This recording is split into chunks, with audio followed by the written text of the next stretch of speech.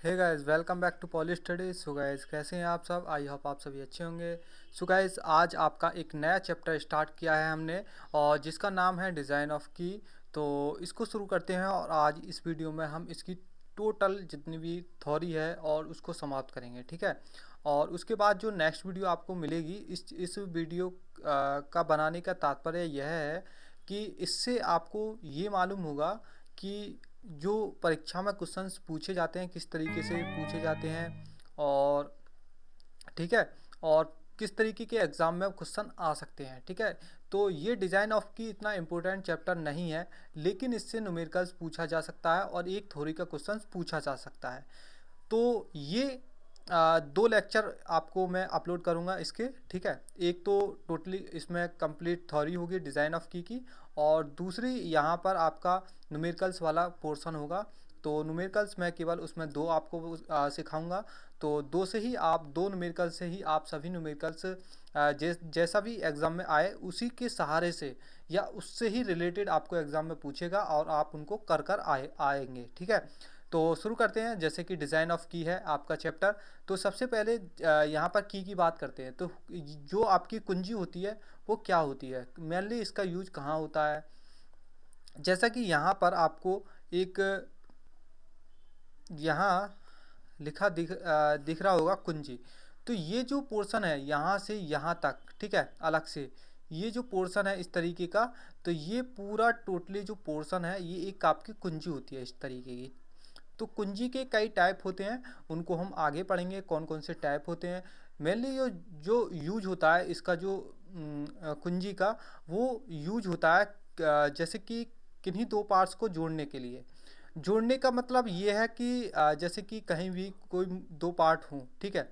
जैसे कि यहाँ पर आपका एक पार्ट से ये होगा हब, ठीक है, और एक यहाँ पर है साफ्ट। ओके, साफ्ट में मतलब आपको हब लगानी है। हब सॉरी, यहाँ पर हब में आपको साफ्ट को जोड़ना है। जब आप हब में साफ्ट को जोड़ेंगे तो वहाँ पर क्या होगा, जो साफ्ट होगी वो मूव करेगी, मतलब जो वो गति आराम से करेगी, और वो रुकेगी नहीं, ठीक है, साफ्ट। तो यहाँ पर उस इसको साफ्ट को रोकने के लिए, ठीक है, तो हम कह सकते हैं एक अच्छी तरीके से लैंग्वेज में कि किसी भी हब में या किसी भी अन्य पार्ट्स में उसके सापेक्ष जो गति हो रही है उसको रोकने के लिए हम इस कुंजी का मेनली यूज करते हैं। ये क्या है, आपकी कुंजी। जैसे कि यहाँ पर आपका एक पूरा डायग्राम है ये, ठीक है। इसको हम क्या बोलेंगे, यहाँ से ये वाला पोर्शन ये भी जो है यहाँ पर आपको दिख रहा है ये, इसको हम बोलेंगे हब, ठीक है। इसको क्या बोलेंगे, हब बोलेंगे। इसको क्या बोलेंगे, हब। और ये जो है ये वाला जो पोर्शन है ये, तो इसको हम बोलेंगे साफ्ट। जो कि हमने इसमें हब में इसको एंटर किया या हमने इसमें जोड़ा, तो क्या होगा, यहाँ से ये मूव करेगी जब हम इसमें जोड़ेंगे, क्योंकि ये क्या होगी, इसको रोक नहीं पाएगी। क्योंकि जो भीतर का जो पोर्शन होता है ना, जैसे कि भीतर वाला पोर्शन है ये भी इसी तरीके की शेप में होगी, और साफ्ट भी इसी शेप में होगी, ठीक है, मतलब गोल आकार की शेप में होगी। तो वो क्या होगी, मूव करने लग जाएगी। तो इस मूव को मतलब गति को रोकने के लिए हम कुंजी का मेनली यूज करते हैं, ठीक है। अब आगे देखते हैं। आगे हमारे पास कुछ टाइप हैं, इनको पढ़ेंगे कि कुंजी के प्रकार कौन से हैं। ये कई बार परीक्षा में पूछे गए हैं। ओके, जैसा कि सबसे पहली कुंजी है आपकी सैडल कुंजी, ठीक है। कौन सी कुंजी है, सैडल कुंजी। और ये क्या होती हैं, अनेक परिस्थितियों के अनुसार हम इनको क्या करते हैं, मेनली यूज करते हैं। जैसे कि सैडल की है, तो ये कुंजी घर्षण के कारण शक्ति का जो पारेषण होता है, पारेषण का मतलब समझ रहे हो, ट्रांसमिशन, ठीक है। तो घर्षण के कारण ये ट्रांसमिट करती हैं। ओके, तो इनका जो प्रयोग होता है कहाँ पर करते हैं हम, कम शक्ति वाले संचारण के लिए, या एक स्थान से हम कम जहाँ पावर की ज़रूरत होगी वहाँ पर या कम पावर की आवश्यकता जहाँ पर हमें चाहिए, वहाँ हम सैडल की का यूज करेंगे। सैडल की आपके सामने ये है, ठीक है, डायग्राम है। इस डायग्राम को आप बना लेना है एग्जाम में, और इसी तरीके से बनाकर आनी है यदि एग्जाम में ये क्वेश्चंस आता है। नेक्स्ट है स्क्वायर शंख की। ओके, जैसा कि यहाँ पर आपको ये डायग्राम दिख रहा है वर्गाकार शंख कुंजी का। अब देखो यहाँ पर क्या है, ये क्या है, ये है कुंजी। ओके, ये कुंजी है इस तरीके की। तो ये क्या होगी, कुंजी। इसी की ये पार्ट्स दिखाए गए हैं। ये क्या है, चौड़ाई है, ठीक है, इस तरीके से। तो यहाँ पर ये इस तरीके से मोटाई हो गई है, ठीक है, मोटाई। ये पूरी टोटल ये चौड़ाई हो गई। तो ये दिखाए गए हैं, वैसे आपको इन सब की ज़रूरत न्यूमेरिकल्स में पड़ेगी। अब देखो इसकी बात करते हैं स्क्वायर संख्या की। इसकी जो काट होती है, काट का मतलब है ये, ठीक है, जो आपको दिख रही है, ठीक। इसको हम 2D डायग्राम में समझते हैं तो एक भाषा में कह सकते हैं उसको काट। ओके, तो वर्गाकार होती है वो, मतलब स्क्वायर में होती है।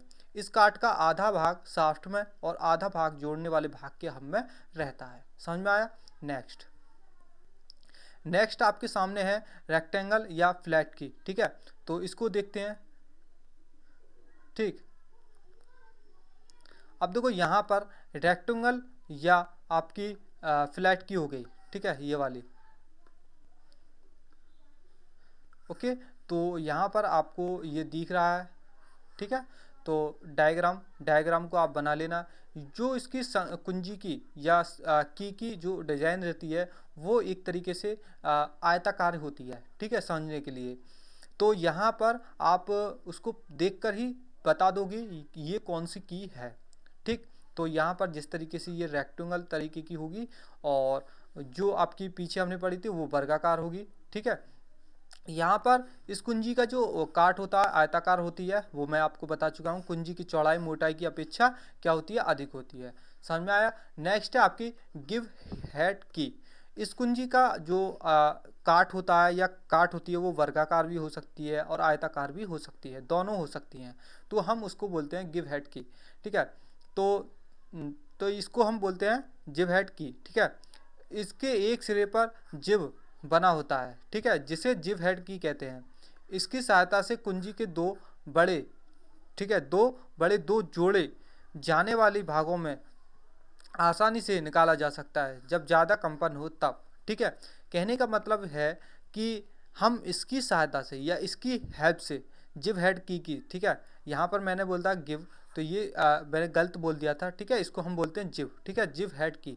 तो उसके लिए माफ़ी चाहता हूँ। और इसकी सहायता से कुंजी के दो जोड़े जाने वाले भाग, जो भी हम पार्ट्स को या अन्य पार्ट्स को एक दूसरे पार्ट से जोड़ते हैं, तो उन भागों से आपस में हम आसानी से निकाला जा सकता है, ठीक है, इसको कुंजी की सहायता से, और उनको जोड़ा जा सकता है जब ज़्यादा कंपन हो, ठीक। तब इसका यूज करते हैं, ठीक है। अब यहाँ पर है आपका नेक्स्ट राउंड की, ठीक। तो राउंड की के बारे में पढ़ेंगे। जैसा कि आपके सामने यहाँ पर ये डायग्राम में दिख रहा है, ये वाली, ठीक है, इसको बोलते हैं गोल कुंजी। ओके, राउंड की या गोल कुंजी। इसका अनुप्रस्थ काट गोलाकार होता है। इनको ऐसे स्थानों पर प्रयोग किया जाता है जहाँ कम शक्ति का संचारण होता है। समझ में आया?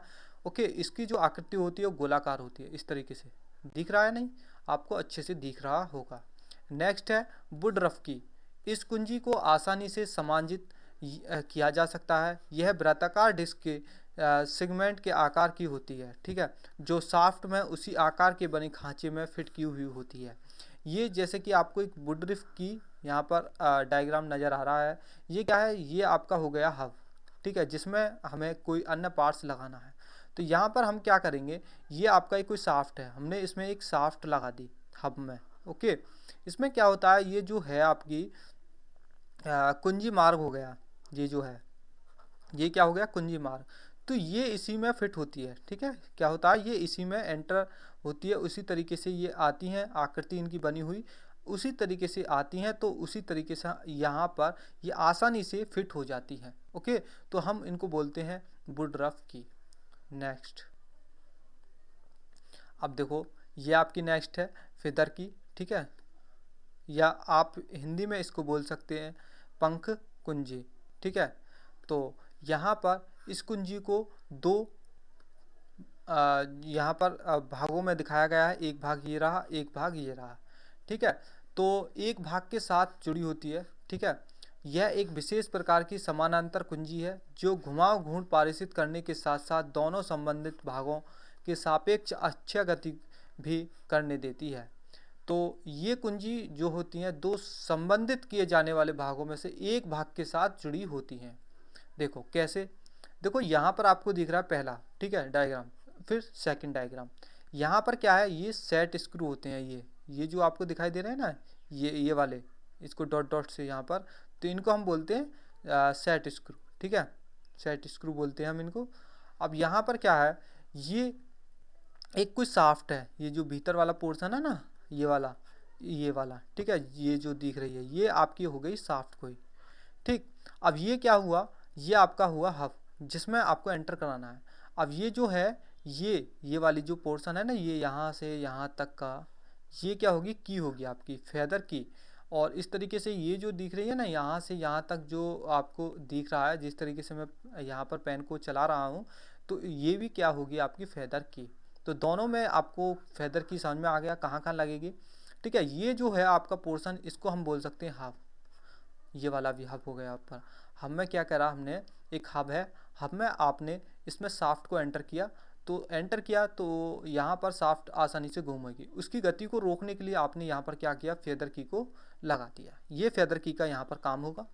तो नेक्स्ट है स्प्लाइन। ठीक है, यहाँ पर आपको दिख रहा है स्प्लाइन में, स्प्लाइन का प्रयोग कहाँ किया जाता है वो देखते हैं। इसकी डिज़ाइन आपको समझना है। तो यहाँ पर ये कई आयताकार की को शाफ्ट के साथ जुड़ा हुआ बनाया जाए तो इसको स्प्लाइन कहते हैं।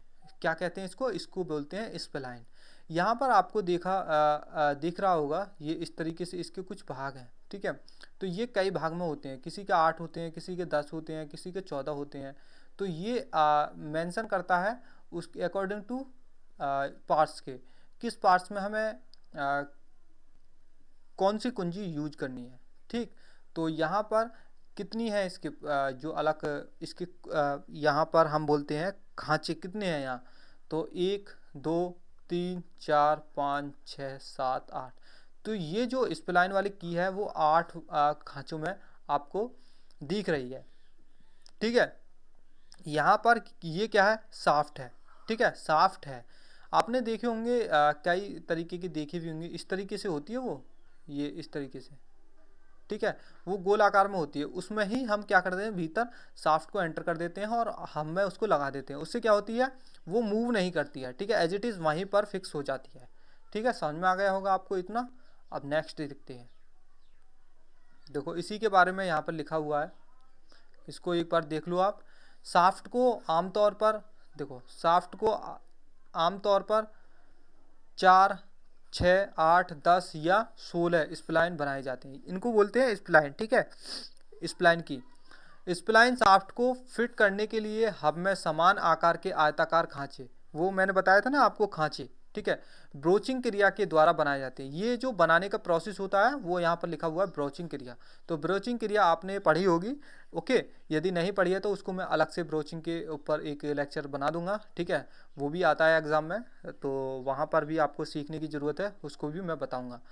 स्प्लाइन शाफ्ट से अधिक मजबूत होती है, जिनमें एक की को लगाने के लिए खांचा बना होता है। इसके द्वारा शाफ्ट को अच्छी गति दी जा सकती है। समझ में आया। नेक्स्ट है आपका फेलियर ऑफ की। ओके, तो यहाँ पर कुछ आपके फॉर्मूले हैं जिनको आपको याद करना है। ठीक है, और डिजाइन के बारे में है। जैसे कि यहाँ पर कोई एक शाफ्ट है, जैसा कि यहाँ पर दिख रहा है ये वाला डायग्राम, यहाँ से यहाँ तक। ठीक है, तो ये समझ में आ रहा होगा, यहाँ से यहाँ तक क्या है, ये कोई शाफ्ट है और एक हब है। हब जैसा कि मैंने पीछे डिजाइन दिखाई थी आपको डायग्राम में, वो ही यहाँ पर 2D डायग्राम दिख रहा होगा आपको, ये वाला। इसको हम बोल सकते हैं फिगर 1। ठीक है, फिगर 1। तो यहाँ पर क्या हुआ, ये हो गया आपका हब। ओके,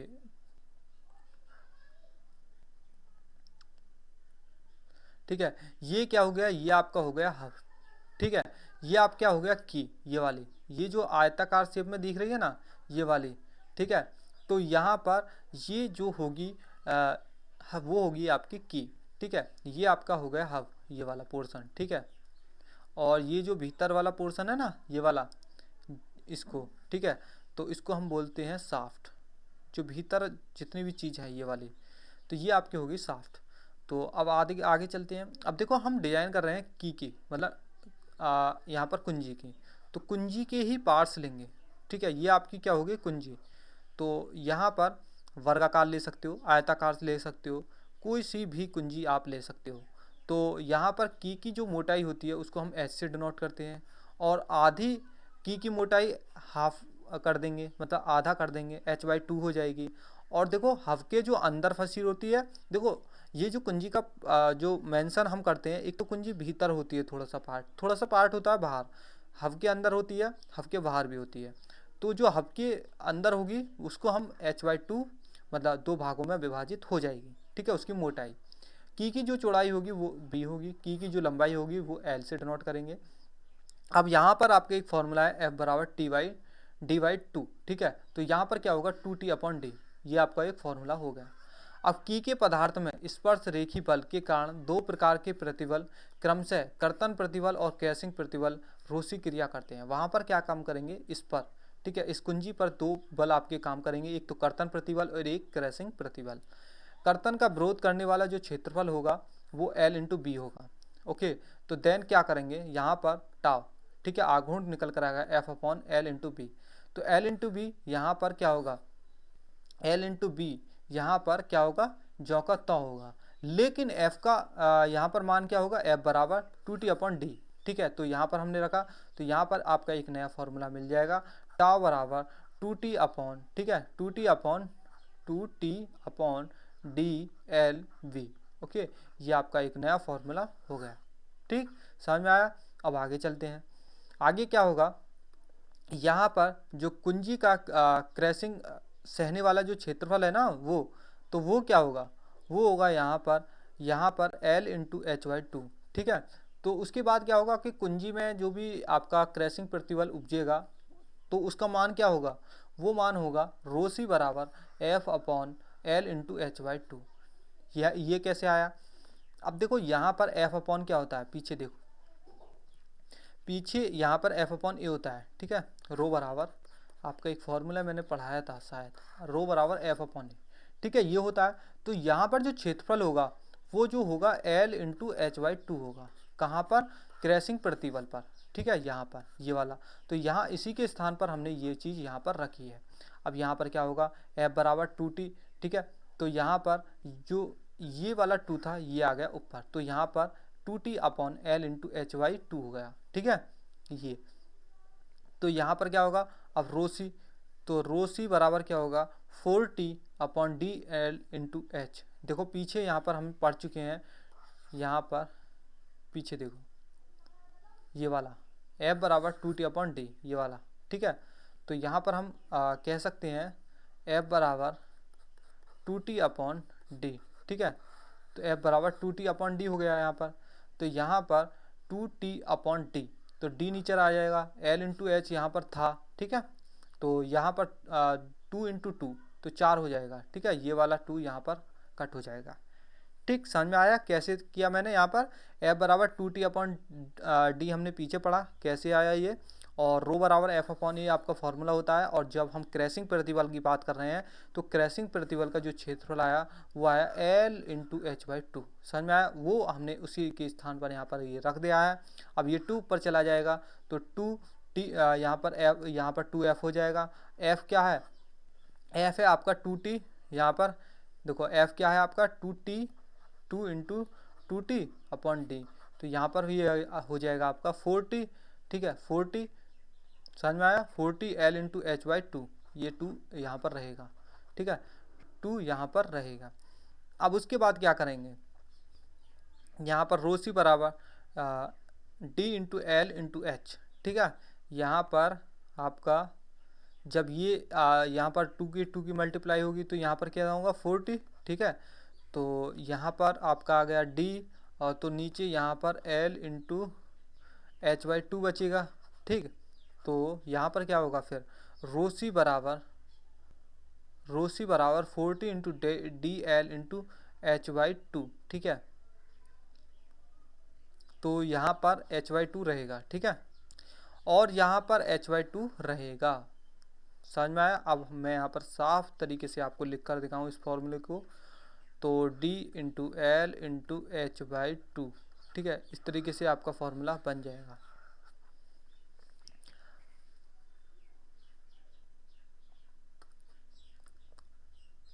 अब देखो यहाँ पर बात करेंगे डिज़ाइन ऑफ की। तो यहाँ पर डिज़ाइन ऑफ की क्या होती है, ठीक है। तो डिज़ाइन ऑफ की क्या होती है, डिज़ाइन करना है इसका, ठीक है। तो कुंजी का डिज़ाइन करते समय कुछ मापें निकाली जाती हैं और इनमें हम लंबाई, चौड़ाई, मोटाई, एच को ज्ञात करते हैं। फिर डिजाइन के फेलियर वाले सूत्रों की सहायता से दिए गए घुमाव घूर्ण, ठीक है, क्या घुमाव घूर्ण के अंतर्गत उत्पन्न प्रतिबलों को ज्ञात किया जाता है। ओके, ये इसका पूरा प्रोसेस है डिजाइन ऑफ की का। अब देखो सबसे वाला जो आपका फॉर्मूला आपको लगाना है k बराबर D+13, ये आपको फॉर्मूला लगाना है। दूसरा फॉर्मूला आपको ये लगाना है b बराबर k/4, h बराबर k/6, चौथा लगाना है l बराबर 3/2 इंटू के। अब देखो यहाँ पर टी मैक्सिमम है, ठीक है, टी मैक्सिमम बराबर टी एवरेज प्लस 20% से 40% तक आपको एवरेज को जोड़ देना है, तो वहाँ पर क्या आपको प्राप्त होगा, टी मैक्सिमम प्राप्त हो जाएगा। ओके, ये फॉर्मूला आप अच्छे से याद कर लेना। केवल यहाँ पर टी है, यहाँ पर एवरेज लगाना है, ये एवरेज है और इसका जो मान लेना है दूसरे वाले का वो 20 से 40% के बीच में एवरेज लेना है। वैसे इससे रिलेटेड सवाल नहीं पूछे जाते हैं, ठीक है, ये आपका एक नया सवाल है, इसको हम कल वीडियो में शुरू करेंगे। और आप इसी तरीके के 2 सवाल मैं आपको बताऊंगा, ये भी कई बार परीक्षा में पूछा गया सवाल, ठीक है, 3 बार ये परीक्षा में पूछा गया और ज़्यादा बार भी ये परीक्षा में पूछा गया होगा, ठीक है। तो मिलते हैं नेक्स्ट वीडियो में। थैंक यू, वीडियो को शेयर करना ना भूलें। ओके।